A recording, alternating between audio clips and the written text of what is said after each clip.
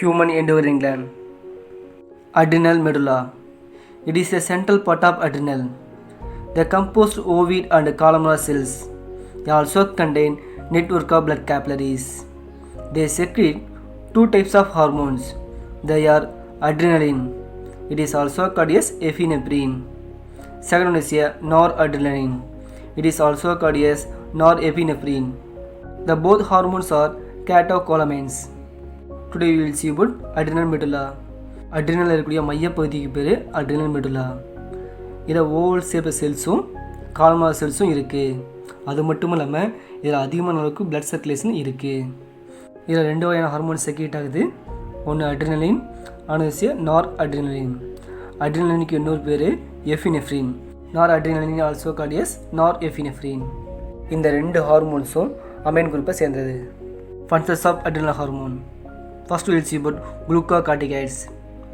It stimulates gluconeogenesis, lipolysis and proteolysis. It also helps to life-saving activity. Gluconeogenesis means breakdown of liver glycogen. It converted into blood glucose. Lipolysis means breakdown of lipid molecules. Proteolysis means breakdown of protein molecules. When we need energy, that time that process is continuous and we get energy, so it is called as life saving activity. Cortisol or glucocorticoid is maintain the function of cardiovascular system and kidney. It also produces anti-inflammatory reaction, so it suppresses immune response. It stimulates the RBC production. It is called as stress compared hormone. Glucocorticoids வந்து gluconeogenesis stimulate பண்ணுது, லிப்போலைசிஸை stimulate பண்ணுது, ப்ரோட்டியோலைசிஸை stimulate பண்ணுது. குளுக்கோனியோஜெனிசிஸ்னால் liver glycogen break down ஆகி குளுக்கோஸாக மாறும். லிப்போலைசிஸ்னால் lipid break down ஆகி குளுக்கோஸாக மாறும். ப்ரோட்டியோலைசிஸ்னால் protein break down ஆகி குளுக்கோஸாக மாறும். இது எமர்ஜென்சி டைமில் சாப்பிடாமல் இருக்கும்போது யூஸ்ஃபுல்லாக இருக்கும். Mineralocorticoid. It regulate water and electrolyte balance. It also help to secretion of aldosterone. So aldosterone is stimulate the reabsorption of sodium and water in nephron.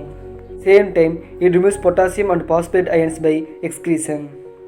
It maintaining the electrolytes, osmotic pressure and blood pressure. After puberty, during puberty, the adrenal androgen is stimulate the hair growth of body. They stimulate hair growth on axial region, pubic region and face. So mineralocorticoid அப்படிங்கிறது water and electrolyte பேலன்ஸை help பண்ணுது. இது ஆல்டோஸ்டெரான் stimulate பண்ணி அதன் மூலம் சோடியத்தையும் வாட்டரையும் reabsorption செய்யுது. அதே சமயத்தில் பொட்டாசியத்தையும் பாஸ்பேட்டையும் ரிமூவ் பண்ணுது. இது எலக்ட்ரோலைட் பேலன்ஸை மெயின்டைன் பண்ணுது, ஆஸ்மாட்டிக் ப்ரெஷரை மெயின்டைன் பண்ணுது, பிளட் ப்ரெஷரை மெயின்டைன் பண்ணுது. அது மட்டும் இல்லாமல் பியூபர்ட்டிக்கு அப்புறம் ஹேர் க்ரோத்துக்கு ஹெல்ப் பண்ணுது. Secretion of adrenal medulla. They secrete adrenaline and noradrenaline. It is also called as emergency hormone. It otherwise called as triple F hormone. It means it is a fight, flight and fright hormone. During emergency time, the adrenaline increases the breakdown of liver glycogen into glucose. Same time, it increases the release of fatty acid from fat cells. So adrenal medulla adrenaline and noradrenaline அப்படிங்கிற hormone secrete ஆகுது. இதுக்கு இன்னொரு பேர் emergency hormone அல்லது triple F hormone. Triple F mean it is a fight, flight, fried hormone அப்படி சொல்கிறோம். பொதுவாக இந்த ஹார்மோன் ஒருத்தர் கோவப்படும் போது, ஒருத்தர் சந்தோஷத்தில் மிதக்கும் போது, பறக்கிற மாதிரி ஃபீல் பண்ணும்போது, இல்லை விழிப்புணர்வோடு இருக்கும்போது இந்த ஹார்மோன் அதிகமாக செக்ரீட் ஆகும். அட்ரினலின் வந்து கிளைக்கோஜனை பிரேக் டவுன் பண்ணி குளுக்கோஸை அதிகப்படுத்தும். அது மட்டும் இல்லாமல் ஃபேட்டையும் பிரேக் டவுன் பண்ணி குளுக்கோஸை அதிகப்படுத்தும். It's secrete during emergency time. It increases rate of heart beat and blood pressure. It increases blood flow to smooth muscles of skin and skeletal muscles. It also increases metabolic rate of skeletal muscles, cardiac muscles and nervous tissues. இந்த hormones வந்து emergency டைமில் secrete ஆகும். So அது heart beat அதிகப்படுத்துது, blood pressure அதிகப்படுத்துது, smooth மசிலுக்கு ஸ்கின்னுக்கு போகக்கூடிய பிளட் ஃப்ளோ அதிகப்படுத்துது, ஸ்கெல்டல் மசிலுக்கு போகக்கூடிய பிளட் ஃப்ளோ அதிகப்படுத்துது. அது மட்டும் இல்லாமல் skeletal muscle, cardiac muscle, nervous tissue இதோட மெட்டபாலிக் ரேட்டை அதிகப்படுத்துது. The general function of noradrenaline. It increases the function of brain and body action. They secrete less amount during sleep. They also secrete more ammonin during wakefulness. Secretion is much higher in during stressful conditions, so it leads to fight or flight response. So நார் adrenaline அப்படிங்கிறது brain and body ஆக்ஷனை அதிகப்படுத்துது. அது தூங்கும்போது இதோட secretion ரொம்ப கம்மியாக இருக்கும். காலைல early morning எந்திரிக்கும் போது இதோட செக்ரீஷன் அதிகமாக இருக்கும். அதே சமயத்தில் ரொம்ப ஸ்ட்ரெஸ்ஸாக இருக்கும்போது இதோட செக்ரீஷன் ரொம்ப ரொம்ப அதிகமாக இருக்கும். அதனால தான் இந்த ஃபைட் அண்ட் ஃப்ளைட் ஹார்மோன் அப்படி சொல்கிறோம். Pancreas is dual gland because they carried both exocrine and endocrine function. They are located below the stomach region. It is a leaf-like organ. They also composed two major tissues. They are called acini and islets of Langerhans. Acini secrete digestive enzymes. Pancreas is a dual gland. அது இது exocrine ஃபங்க்ஷனையும் செய்யும், endocrine ஃபங்க்ஷனையும் செய்யும். Digestive என்சைமையும் secrete பண்ணும், அதே சமயம் ஹார்மோனையும் secrete பண்ணும். இது stomach கீழே இருக்கக்கூடிய ஒரு லீஃப் லைக் ஆர்கன். இதில் 2 வகையான திசுஸ் இருக்குது. ஒன்று அசினி, இன்னொன்று ஐலட்ஸ் ஆஃப் லாங்கர்ஹான். அசினி அப்படிங்கிறது டைஜஸ்டிவ் என்சைமை செக்ரேட் பண்ணும். Islets of Langerhans secrete hormones like insulin and glucagon. Human pancreas contain 1 to 2 millions of islets of Langerhans cells. So பேங்க்ரியாஸில் இருக்கக்கூடிய ஐலட்ஸ் ஆஃப் லாங்கர்ஹான்ஸ் தான் ஹார்மோனை செக்ரேட் பண்ணுது. இது வந்து இன்சுலின் அண்ட் குளுக்கோகான் ஹார்மோனை செக்ரேட் பண்ணுது. ஹார்மோனில் 1 to 2 millions of islets of Langerhans cells இருக்குது. The islets of Langerhans contain 3 types of cells. They are beta cells, alpha cells and delta cells. They contain 60% of beta cells, 30% of alpha cells and 10% of delta cells. Alpha cells secrete glucagon hormone. Beta cells secrete insulin hormone. Delta cells secrete somatostatin hormone. Insulin is a peptide hormone. It maintains blood glucose. It also helps to homeostasis of our body.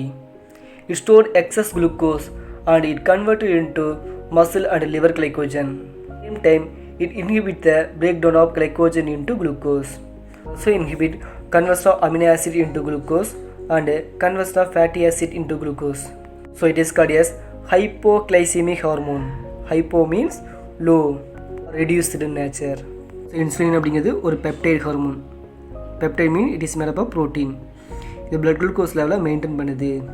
So பிளட்டில் வந்து glucose level அதிகமாகாமல் தடுக்கிறது யாருன்னு கேட்டால் insulin. அதனால் பிளட்டில் glucose level அதிகமாக இருந்துச்சுன்னா அது லிவர் கிளைக்கோஜனாகவும் மசில் கிளைக்கோஜனாகவும் கன்வெர்ட் பண்ணி ஸ்டோர் பண்ணி வச்சுக்குவோம். ஸோ அப்படி கன்வெர்ட் பண்ணுறதுக்கு கண்டிப்பாக இன்சுலின் ஹார்மோன் தேவைப்படும். அது மட்டும் இல்லாமல் கிளைக்கோஜன், ஃபேட்டு, ப்ரோட்டீன் இதுலேருந்து எக்ஸஸாக குளுக்கோஸ் உருவாகாமல் தடுக்குது. குளுக்கோஸ் லெவல் குறைக்கிறனால கண்ட்ரோல் பண்ணுறனால it is called as hypoglycaemic hormone. ஹைப்போனா குறைக்கிறது, glycaemic mean glucose. So it reduce the glucose level in our blood. It is called as hypoglycaemic hormone. Glucagon it is peptide hormone. It is also called as hyperglycemic hormone. It acts on liver. It converts glycogen into glucose. Glucagon அப்படிங்கிறது ஒரு polypeptide hormone, protein hormone. இது வந்து ஹைப்பர்கிளைசிமிக் hormone, அதாவது இன்சுலினுக்கு ஆப்போசிட்டாக வேலை செய்யும். இது glucose லெவலை அதிகப்படுத்தும். So it is called a hyperglycaemic hormone. இது பிளட் குளுக்கோஸ் லெவலை அதிகப்படுத்தும். எப்போ பிளட் குளுக்கோஸ் லெவல் வந்து ரொம்ப கம்மியாக இருக்கோ அப்போது லிவர் கிளைக்கோஜனை பிரேக் டவுன் பண்ணி பிளட் குளுக்கோஸ் லெவலை அதிகப்படுத்தும். Also stimulate the breakdown of glycogen. It is called as glyconeolysis. Same time, it stimulates the synthesis of glucose from lactic acid and non-carbohydrate molecules. So it is called as gluconeogenesis. Increases the blood glucose level. So it is called as hyperglycemic hormone. Hypersecretion of glucagon leads to diabetes mellitus. இந்த கிளைக்கோஜனை break down பண்ணுற help பண்ணுது. இந்த ப்ராசஸ்க்கு பேர் கிளைக்கோஜெனாலைசிஸ். அது மட்டும் இல்லாமல் lactic acid and நான் carbohydrate materials வந்து குளுக்கோஸ் ப்ரொடியூஸ் பண்ணுற ஹெல்ப் பண்ணுது. குளுக்கோஸ் லெவலில் அதிகமாகிறதுனால இது ஹைப்பர் கிளைசிமிக் ஹார்மோன் நம்ம சொல்கிறோம். ஸோ குளுக்கோகான் செக்ரேஷன் வந்து அளவுக்கு அதிகமாக போச்சுன்னா டயபெட்டிஸ் மெலிட்டஸை காஸ் பண்ணும். டயபெட்டிஸ் மெலிட்டஸ் மீன்ஸ் பாடியில் பிளட்டில் குளுக்கோஸ் லெவல் ரொம்ப அதிகமாக இருக்கும். ஹியூமனின் N it is called as human insulin. It produced by recombinant DNA technology by genetic engineering. It used for diabetic patients. It used only injection, not used for oral consumption. Because it digested by digestive enzyme. So human என்ன அப்படிங்கிறது ஒரு human insulin. So genetic engineering மூலம் recombinant technology use பண்ணி நம்ம அதிகமாக அளவுக்கு human insulin வந்து produce பண்ண முடியும். நவ்டேஸ் இதை தான் நம்ம டயபெட்டிஸ் பேஷண்ட்டுக்கு யூஸ் பண்ணுறோம். இன்ஜெக்ஷன் வழியாக தான் செலுத்த முடியும். வாயுவிலே எடுத்துட்டோம்னா நம்மளுடைய டைஜஸ்டிவ் என்சைமே அதை டைஜஷன் பண்ணிடும். அப்போ பாடிக்குள்ளே என்ட்ரு ஆகாது. Insulin. The half life period of insulin in blood plasma is 6 minutes. The overall lifespan is 10 to 15 minutes. Insulin வந்து நம்ம பிளட்டில் இருக்கக்கூடிய கால அளவு அப்படின்னு பார்த்தோம்னா 10 to 15 minutes தான். அதுக்குள்ளே நம்முடைய பிளட் குளுக்கோஸ் லெவலை கண்ட்ரோல் பண்ணிடுவோம்.